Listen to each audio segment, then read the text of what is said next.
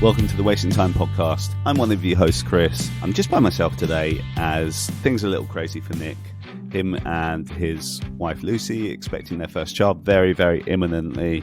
So much love to them. Hopefully he'll be back with me on the next episode. So I'm going to keep this intro really short. I mean, I could talk about all the recent music I've been listening to. We still haven't talked to you guys what we think about the Blink reunion, any of that stuff, but we'll save that for another time.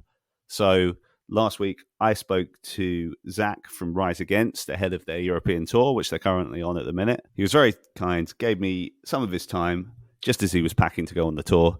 So I think let's just jump straight into it. See you guys next time. I didn't get a chance to introduce myself before. So I'm Chris.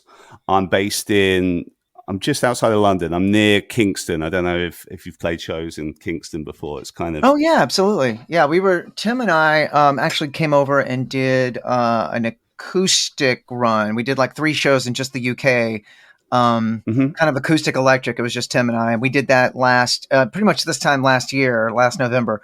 And we played in Kingston, yeah.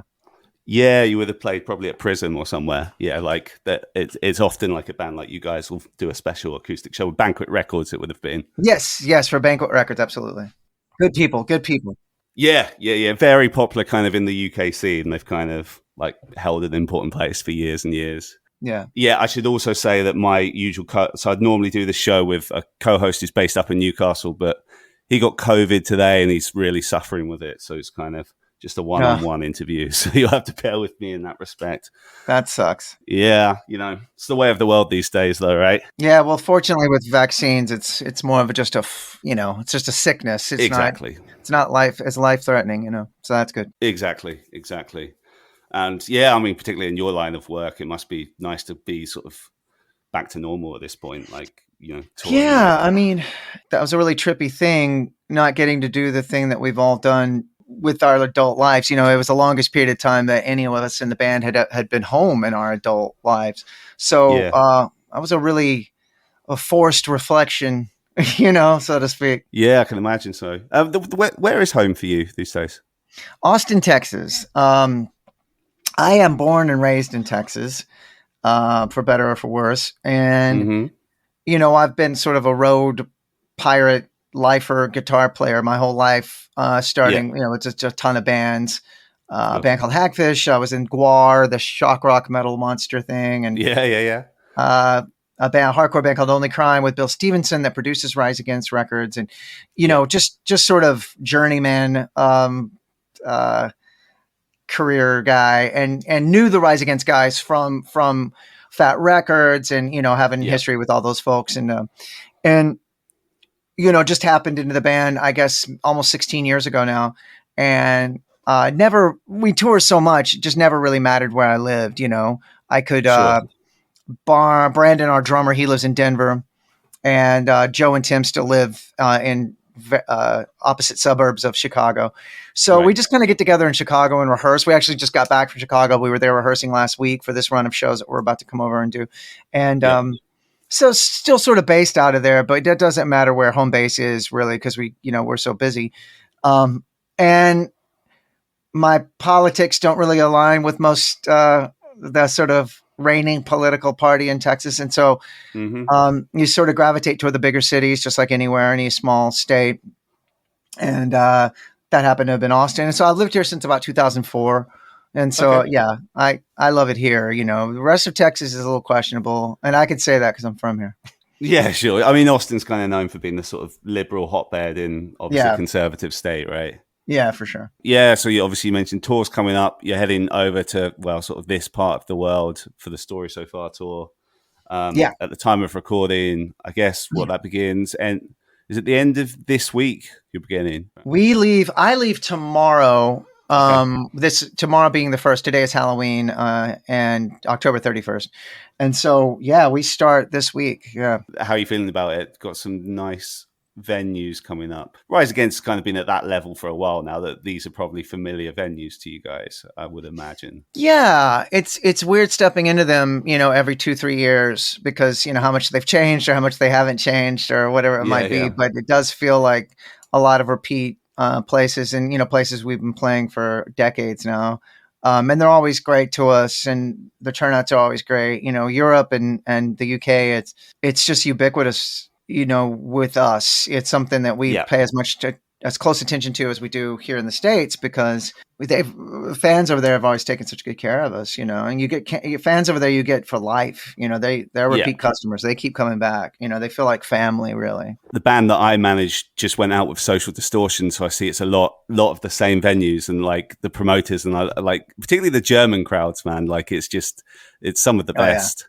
Particularly in our case, like opening bands, like every night at all the German shows. If the show's like at 7 p.m., it's full straight there. Compared to other places where it's just like if you're the opening band, it's not going to be too full. But Yeah.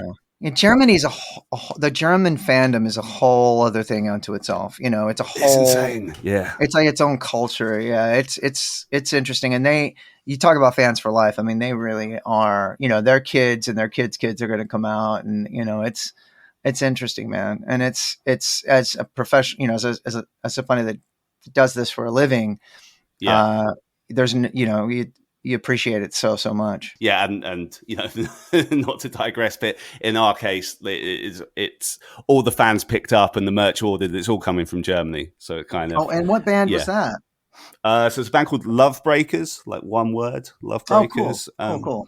But yeah, keep an eye out for them, man. It's kind of like a Tom Petty replacements meets Social Distortion Green Day Rad. thing, and Rad. I'd love to check that out. yeah, no, please do, man. I appreciate that. And I guess like another thing you got coming up, like it's crazy how soon this is. When I was looking at your dates, like the small matter of supporting Blink 182, that's kind of coming around in February. Yeah, how are you feeling ahead of that one? It's February. It's going to be of 2024. So that really? won't. They sort of have the way the ad looks. It looks like we're doing the entire world with them. We're not. We're just doing Australia. Yeah. Australia, New Zealand. Yeah, and that doesn't happen until 2024. Oh, I missed that. Okay, yeah, because I thought that they were starting their whole thing sort of around March, and then I was looking at the dates, and I was like, oh, I guess I got that wrong. It must be okay. So it's it looks it's really it's a little confusing the way that looks. How were you feeling on that one? Was it nice to be invited onto that? Yeah. For a band like us, they're taking Turnstile out, for the good, for the U.S. And for a band like us who, has been around almost 22 years now, it was really, we were honored to get considered, that's a huge tour, and that we are at a place where we don't really open for many bands, we're sort of of course established headlining status for ourselves. We worked really hard to get there, and a lot of blood, sweat, and tears. But there are, definitely bands. I mean, one of the times we went to Australia was with the Foo Fighters, which is definitely another band that we would support, and Blink 182 happened to be one as well. So we were really honored and amazingly sort of lucky that they thought of us, and it's going to be a fantastic run. We can't wait to do it. No, it's really cool you've gotten that.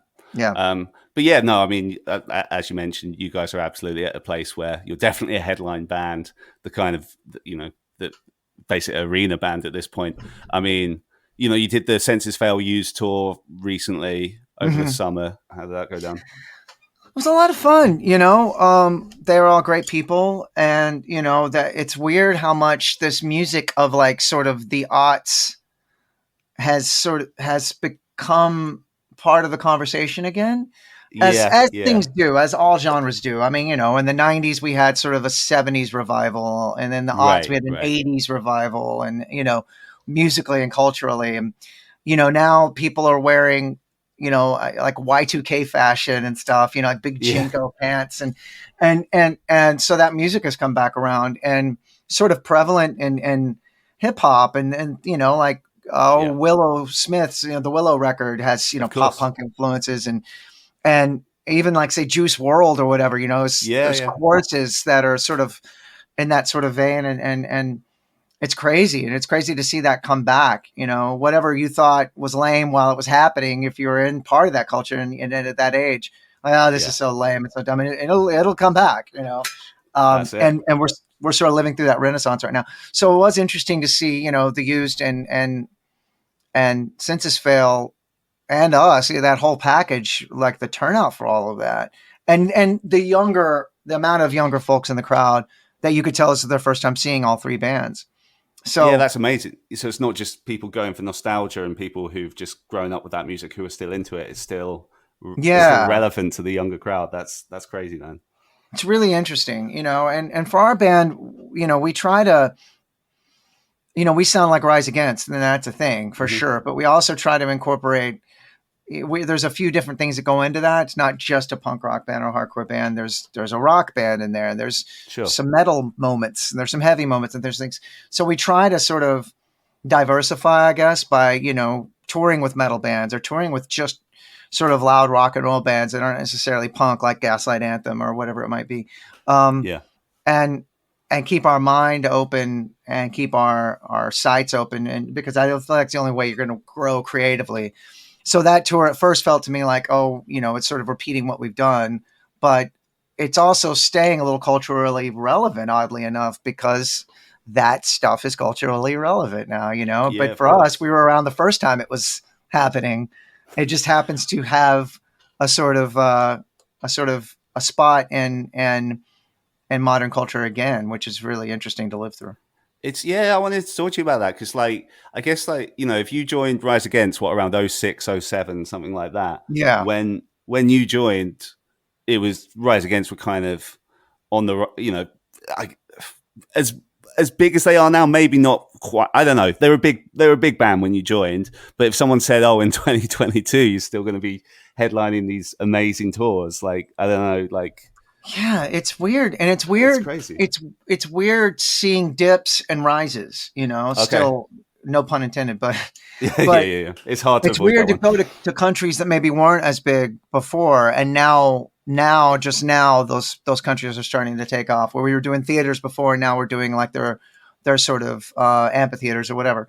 Yeah. That's always interesting, and riding that wave. It's you take a band like Iron Maiden. I remember in the '90s, Iron Maiden were playing theaters.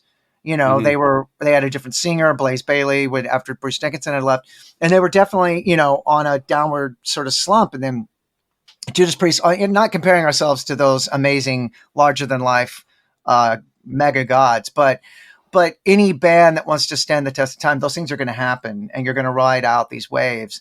And we've done that, and we do that. It's going to continue to Yeah. happen. I mean, I don't see us breaking up anytime soon. We still have a lot to do and a lot to say, and we're one of those bands that, I mean, for better or for worse, we sort of earned our spot, our slot at that festival. We fought for that, and we don't take it lightly, and we realize the importance of that and how lucky we are to hold that space, and we're going to hold that Yeah. space.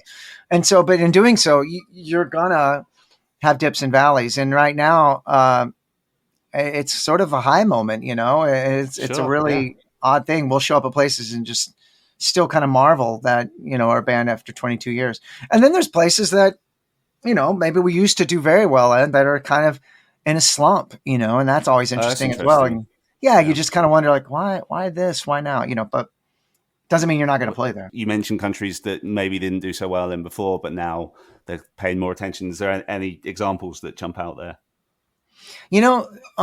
Spain increasingly does better and better and better. And then Really? Australia just keeps doing great. Yeah. After going, we did well there. Then we went with the Foo Fighters, and then we did extremely well. And now after going a Blink, it's going to be interesting to see how we do on our own after going there with Blink 182. That's going to be interesting. I was also going to ask you, having been in the band 15, 16 years, where you saw Rise Against in another 16 years from now. But I guess there's no reason why you guys can't be like, you look at, I mentioned Social Distortion earlier, or a band like them, or a Bad Religion. There's, if you guys are willing, there's no reason that you can't sort of slot into that kind of stage of life with your band. I mean, Yeah, because becoming like Bill Stevenson yourselves. sure, Bill is 11 years older than me. Brian in Bad Okay. Religion's about 10 years older than me. And I'm 5 years older than Tim in our band. Yeah. So those guys sort of lead the way for us, and we do, sort of set an example that if if you keep yourself healthy, and this lifestyle definitely keeps you sort of young, it'll put years Yeah. on you, that's for sure. But it does Right. keep you young, Right. at least young at heart and young in spirit, which is what really matters. Yeah. Um, this is nothing I've ever planned on retiring from.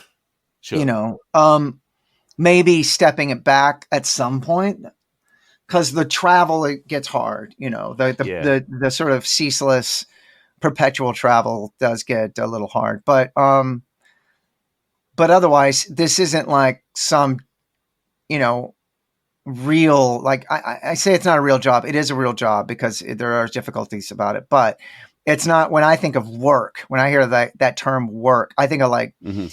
digging ditches and Sure. construction work and building buildings and like doing stuff with your hands and being outdoors, stuff that really does take a lot out of your body. And this is something I do. I would do for free, and That's I it. do Yeah. for free, and I do sit around and play guitar all day. So for me, this is my ultimate dream come true. So I can't really imagine ever totally walking away from it. Yeah. Of And course. those aforementioned bands and those aforementioned artists are leading the way and showing us that you can absolutely still do it well into your 60s. And punk rock as a medium, as a sort of genre, it's only 40 some odd years old at this point. Yeah. So it's interesting to see the originals, the Yeah. Godfathers, Keith Morris or Bill Stevenson Of or course. Brian Baker or the guys in Bad Religion, to see, they're the ones that are leading the way for us. They're as old as punk rock is. And so as long as they can do it, I guess we can do it as well. Yeah, Yeah. man. I don't know if you know Mike Ness at all, but like, you spent a lot of time with him this summer, and dude's 60, and like he's Yeah. carrying it well.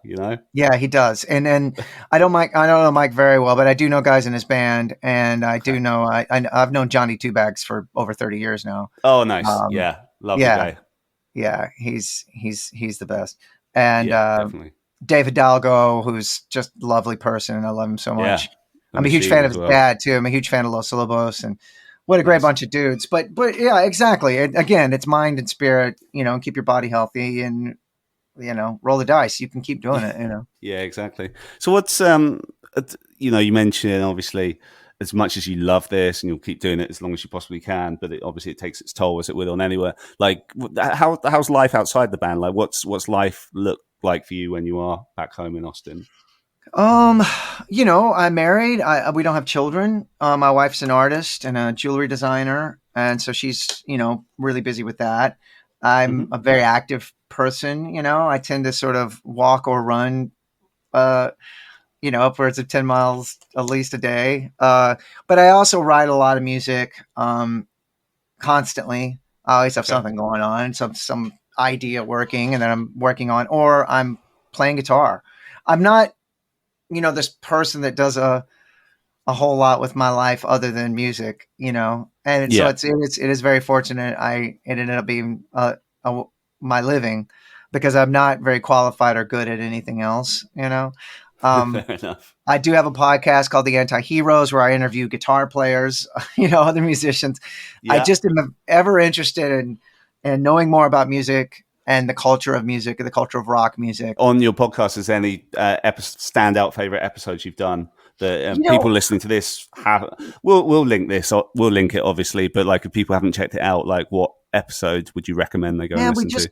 we just completed our first season. We're sort of between seasons right now, and I got to talk to Stephen Edgerton from The Descendants. I got to talk to Brian Baker from Bad Religion, Minor Threat, Hmm. Dag Nasty. But it was the people that I didn't know so well, like Dan Gallucci from Modest Mouse, or John Schmerzel from Brainiac and Enon, and Jessica Dobson, who plays in a wonderful band in the States called Deep Sea Diver. It was those people that I didn't know that I'm meeting for the first time on the podcast, that I felt Yeah, was sure. really interesting, because I just sort of, I know Brian and I know Stefan, and I just sort of fawn over those guys because they're also my Yeah, yeah, close yeah. friends, but still. But I get to talk to Mike Dirks, my guitar partner that was in Guar with me. He's Balzac, the Jaws of Death, in Guar, and Hmm. um, there's I think if you were going to check out one episode, if you haven't, I got to interview King Buzzo from the Melvins, Oh, and nice. I'm a huge Melvin's fan. I'm a huge fan of him, and he's sort of the exact reason I started the pod. You know, he's somebody I never felt like got enough recognition for what he brought to the guitar conversation, so to speak. And we get real deep and nerdy. But the second season is about to start, and there's a bunch of great guests I'm really excited about. Okay. Yeah. Keep an eye out for that. Nice. I suppose. I mean, it's been like a year since your last full length, but you did the kind of follow up EP.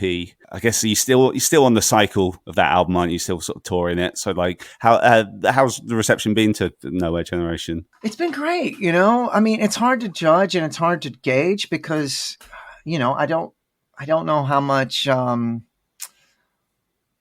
know, actual record sales have to do with a band's career anymore, or Hmm. output or productivity, or, and that seems to be ever changing. No pun intended.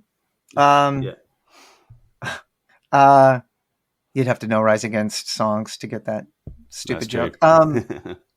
But yeah, you know, the only the way I can really judge it is by crowd participation during the songs from that record that we Yeah. play live. You know, and judging by that, it's been successful. You know, we have a lot of lyric singers and you know, cheers and things like that, and that's really all you can do. You know, for us, we were always a working band, a sort of blue collar band. We were always going to get in some vehicle and travel around and play our songs for people.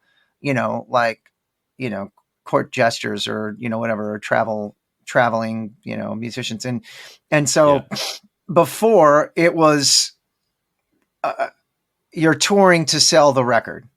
And that overnight became the record is basically a flyer to sell the tour, you know, Right. to Yeah. give Of you a reason course. to go and tour. And that's Yeah. okay. You know, for us, it was just another way to look at it. But we were always going to Yeah. tour because that's just what we do. And Yeah. so, but it was an interesting thing, you know, this thing that you worked on for 2-3 months, for that thing to now just be free and to be a band, a functioning band during all of that was you had to kind of think Hmm. on your feet. And so it is interesting to not even rely on that anymore and to not even think about, you know, all you can do is go by like Spotify playlists and Spotify numbers and iTunes numbers and Yeah. things like that Yeah. Yeah. and see what's sort of getting, you know, downloaded, listened to, plays, you know, things like that. What's your favorite Rise Against album at this point? That's interesting because I I I think the Black Market. I think we really sort of hit a cultural, like not cultural, creative zenith on that record where we Yeah. just, it's really easy to say, we're just going to leave everything at the door and, not think about who we really are as a band and what we've done as a band. And I don't know if that record was necessarily so successful. You know, we had the song Tragedy Plus Time on there and we had the song, I Don't Want to Be Here on anymore on that. But I do know we sort of just accepted all of our ideas creatively instead of going, it really doesn't really sound like us. We've done Yeah. that before. It's only been us four in that room ever. And Bill Stevenson, of course. Yeah. But people think they have this fake news idea of, oh, you know, you're on a major label. So you're answering to this team of corporate lawyers or whatever to see what's okay. We've never done that, but we are precious about what Rise Against is and what Rise Against sounds like. And so we have come up with things like, it doesn't really sound like something we'd do. Well, in Black Market, we really made a concerted effort to just go, it's cool. We dig that. Yeah. And you get songs like Methadone or the song The Black Market Yeah. or Sudden Life, you know, or even the opening track, The Great Die Off. And so for me, creatively, it was, I tend to listen to that one back to front more than any of our records. Okay. Okay. Yeah. Oh, that's interesting. Yeah. I think I remember seeing you on touring that record when you're out. I Yeah. think It you were was, Penny. I think you were with Pennywise, if I remember correctly. yeah, I think that might have been. Yeah. Speaking of London, obviously you're doing the UK on this upcoming run. What's some of your favourite places in the UK? Anywhere that jumps out? You must have been here many times at this point. Oh man, it's been a lot. You know, I love Manchester. I love all the UK. You know, I mean, it's really hard to pick one thing out because Birmingham has such a great history with so much music that I love. Right. Um, whether it's Judas Priest or Led Zeppelin or Black Sabbath. I mean, you can't separate heavy music from that town. So every time I'm there, I just sort of absorb it. And, I have good friends in Manchester, lifelong friend there. London, there's nowhere like it. Brighton's beautiful, and for me, the Who are one of my favorite bands of all time. So Nice. Yeah, I'm originally from Brighton myself. Oh, there you go. Yeah. So I went to the Quadrophenia Alley and all that stuff. And Tim and I were just there like last November with the acoustic thing. And Rise Against doesn't get to go there as much. We don't, but we did play a little club there, and it was just amazing. So it's really hard to differentiate and pick one town. I just love the UK. I've always have. What about any particular? I guess Brighton would be a good one for that, and London. But like any good, any favorite food places that jump out to you? Because you guys are like vegan, vegetarian, right? No, there's one vegan in our band, but we're mostly all vegetarian. The Indian food is pretty much hard to beat in the UK. You kind of go for that. And I'm from Dallas, where there is, oddly enough, a huge Indian population. Apparently, there's the largest Indian population in Dallas than anywhere in the States. And so I kind of grew up with access to good Indian food, and then I moved to Austin, and it's definitely not the same. So going there, there's the Curry Mile in Manchester that you always kind of have to hit and everything. So it's always just, amazing heading there. And in London, going to Camden markets and, all that stuff. You got to do it all, Obviously, really appreciate your time, Zach. But of course. If it's cool with you, I'll just like finish up with a couple of kind of like general questions. We kind of quick fire questions we always finish with, but I'm just going to fire a couple of those at you, and and then I'll let you get on with packing, man. I appreciate it. Because man, like packing for like an extended time away, man, I know it's never fun. So I've got it down to a science now.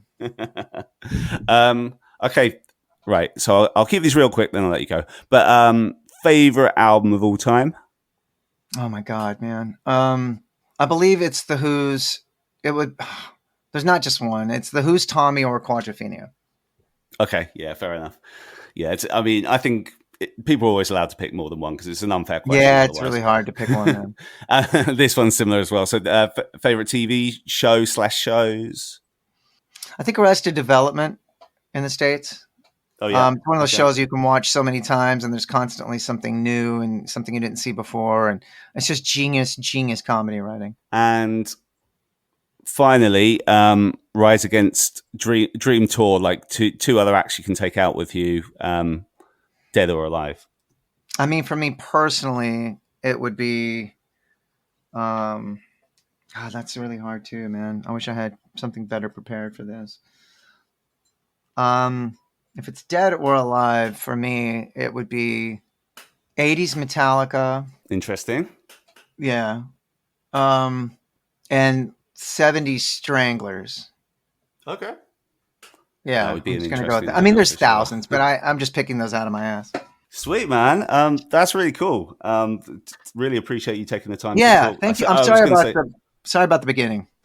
Oh, no, all good, man. It worked out okay in the end. And yeah, man, do me a favor. Check out, remember, Love Breakers, one word. As the manager, I got to do these hustles. So, yeah, for sure. No, I'll do it. I'll do it. I'll check it out. I promise you it's worth it. But yeah, man, I hope you have a great time on this tour. I'm planning to be at the London show, so I'm looking forward to that. Okay, and, I'll see you there, man. Yeah, definitely. And wish nothing but the best for you guys. For you to